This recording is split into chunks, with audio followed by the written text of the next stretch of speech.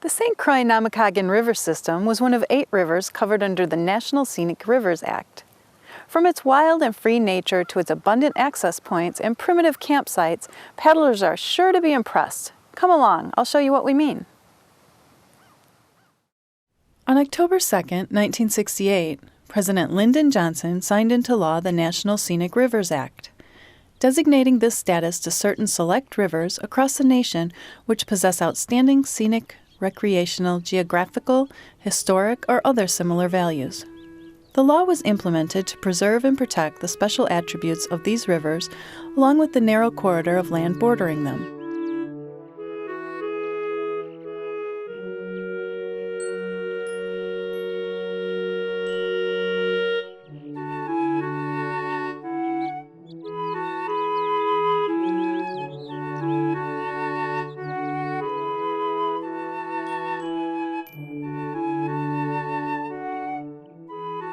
Archaeologists have confirmed that human occupation along the river began at least as early as 10,000 years ago.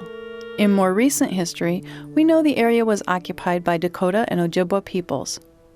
The Dakota, of course, called the St. Croix by a much different name, of which I'm not even going to attempt to pronounce. In essence, it means the rivers that unite. Namekagon is derived from the Ojibwa name, which sounds very similar to the present one, and means river at a place of abundant sturgeon.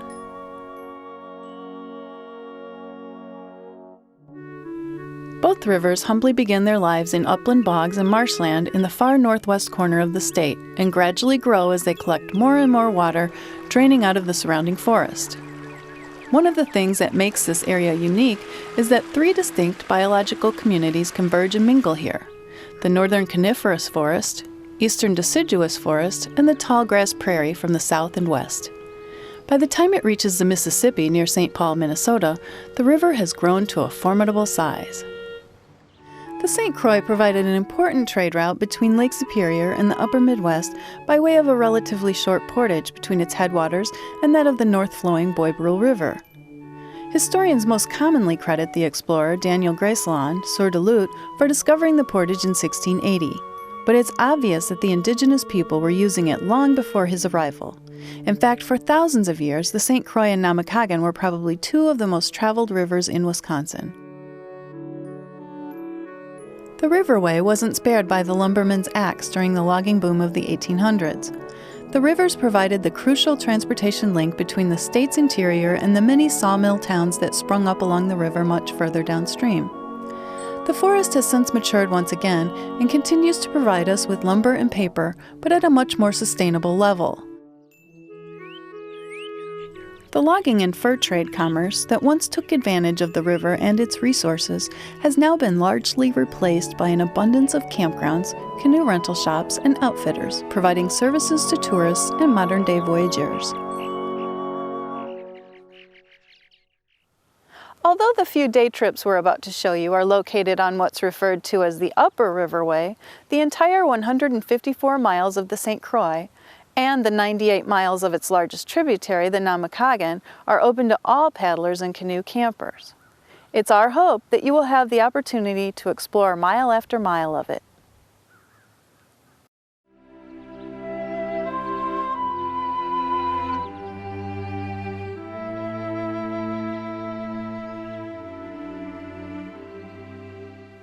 This short trip we want to show you first begins at the DNR landing just downstream of the dam in Hayward, and after paddling around 8 miles, ends at Stinnett Landing.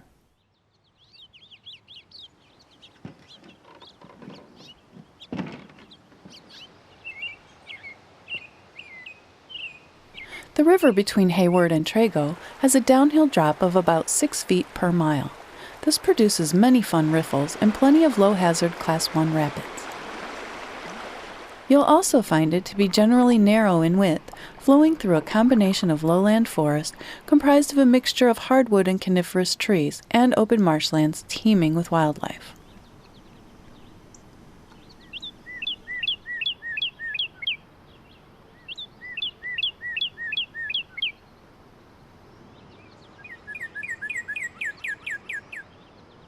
Here, the water levels are fairly consistent and normally always deep enough for enjoyable paddling. The day we paddled it, the water level gauge located 20 miles upstream at Leonard's read 165 cubic feet per second, slightly above average for fall. The river can be, and often is, paddled as far upstream as the dam that forms Namekagon Lake. However, the water level on this far upper reach is normally pretty low. It's best done during early spring or after a heavy rain.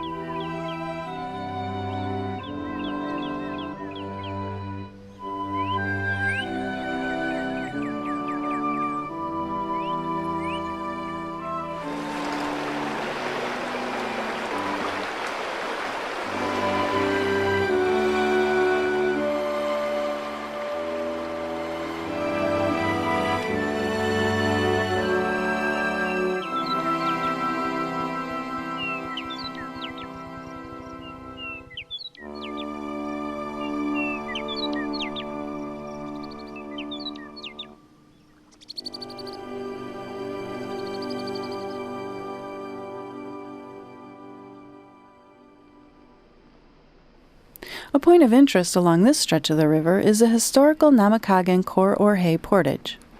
This connects the Namekagon-St. Croix river system with the Chippewa River watershed, providing access to an alternative trade route to the Mississippi. There's no telling how many moccasin-clad travelers walk down this 2.5-mile path carrying birch bark canoes on their shoulders. This detour was particularly handy when warring relations existed between the Sioux, who claimed the lower St. Croix territory, and the Ojibwa tribes from the north and east. Since the wild and scenic river enactment, a vast majority of buildings, cabins, and footbridges have been removed from the riverway. In fact, the river has seen a remarkable return to a near-original state, making it an ideal river to catch a glimpse of northern Wisconsin, as it must have been like prior to modern-day development.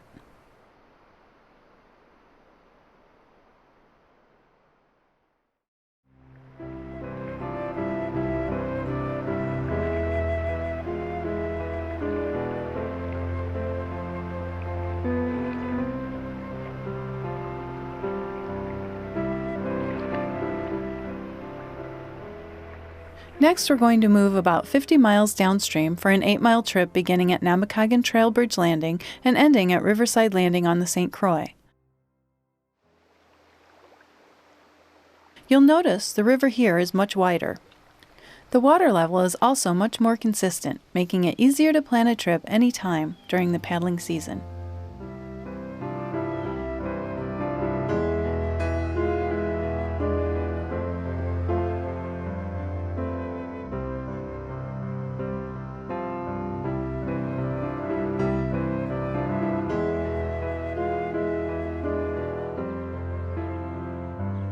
The 35 river miles between the town of Trago and Riverside Landing are favored for overnight camping trips, not just for the sheer beauty of the area, but for the abundant, exceptional campsites as well. The National Park Service maintains the Riverside campsites, which all include a clearing for tents, a fire ring, and a rustic toilet. Picnic tables and water are located primarily at the group sites. The individual sites accommodate up to 3 tents, while the group sites hold up to 6.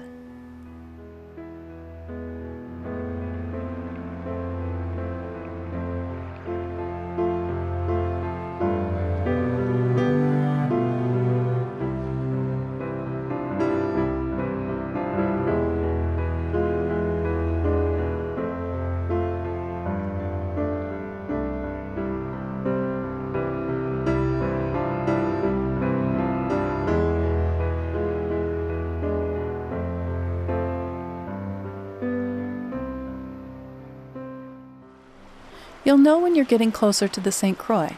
The last mile or so, the river drops suddenly, producing many riffles and Class 1 rapids. These are probably the best rapids you'll find anywhere on the river.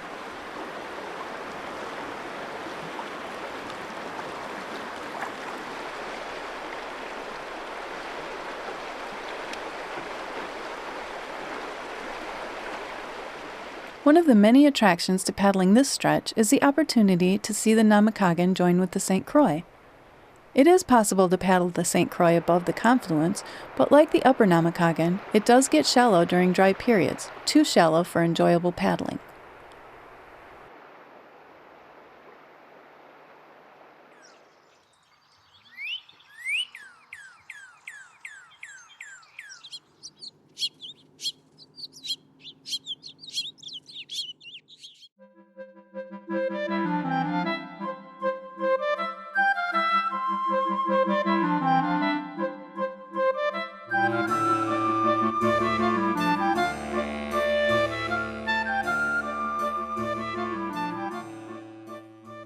Downstream from the previous section is another favorite among paddlers. What appeals most to paddlers on this 10-mile stretch is a slightly above average downhill drop of around 5 feet per mile. This offers up a good mixture of slow, scenic flat water along with intervals of fast, thrilling rapids. These rapids are normally shallow and forgiving at low to medium water levels, such as you see here. Like all waterways, caution must be used during periods of higher water levels. An easy way to find out about the current river conditions is to contact the Park Service's Marshland Visitor Center, located at the takeout point of this segment. Here, there's normally always enough water for a pleasant trip, due in part to the countless springs that ooze out of the surrounding hills, along with the added water from the Kettle and Snake Rivers entering from the Minnesota shoreline.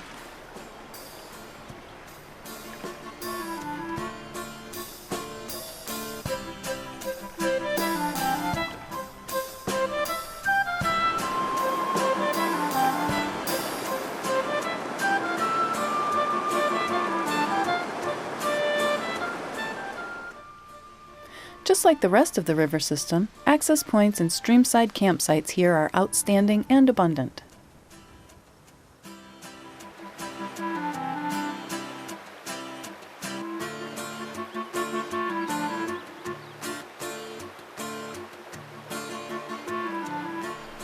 As you get closer to the takeout, watch for a narrow channel veering off to the left. Hidden behind a large island, you'll find these picturesque sandrock cliffs. A short walk up will take you to an awesome campsite with a view.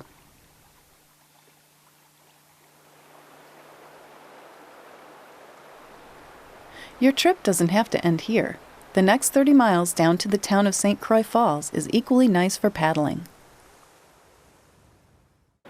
The falls that give the town its name have long been buried behind a huge hydroelectric dam. Below is Interstate Park, a crown jewel of Wisconsin state parks. Here, you'll witness the effect of the meltwater the receding glaciers had on the bedrock.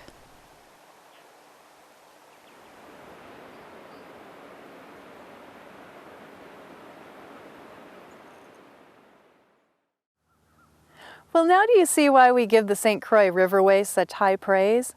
As paddlers, we feel grateful to those that had the vision and foresight to ensure that this river was set aside from development and exploitation so that we and future generations can experience it as it should be, wild and free. See you on the next river.